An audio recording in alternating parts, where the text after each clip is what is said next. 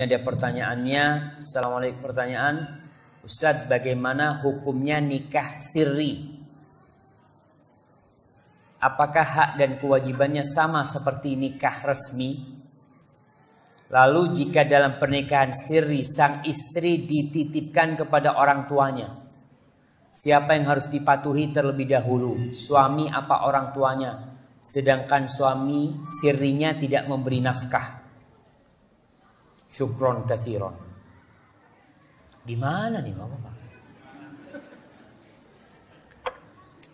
Kalau hukum, secara hukum agama, nikah sirri sama nikah resmi itu bedanya cuma di surat nikah. Jadi yang nikah sirri nggak ada catatan sipilnya. Tapi secara hukum agama nikah itu sah tapi bermasalah.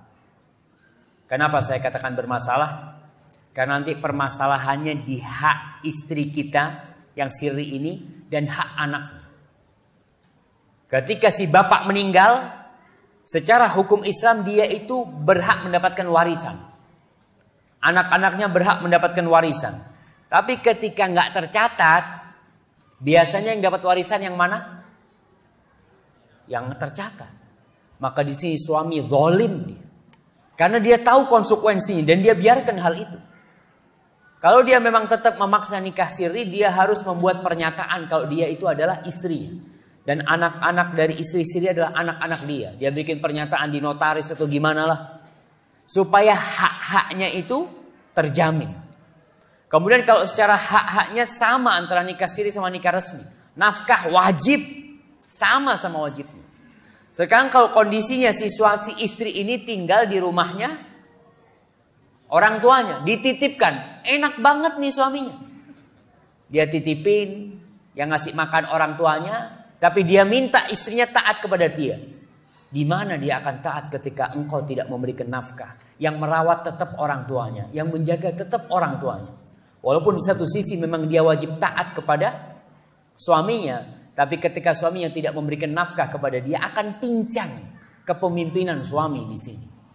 Maka tetap dia taat kepada suaminya selama perintah suaminya tidak bertentangan dengan perintah Allah Subhanahu wa taala. Tapi kemudian ingat, kadangkala nikah sirri ini juga keridhaan ibu-ibu. Si wanita ridho dengan nikah seperti itu, maka konsekuensinya hati-hati. Dengan seperti ini umpamanya ya.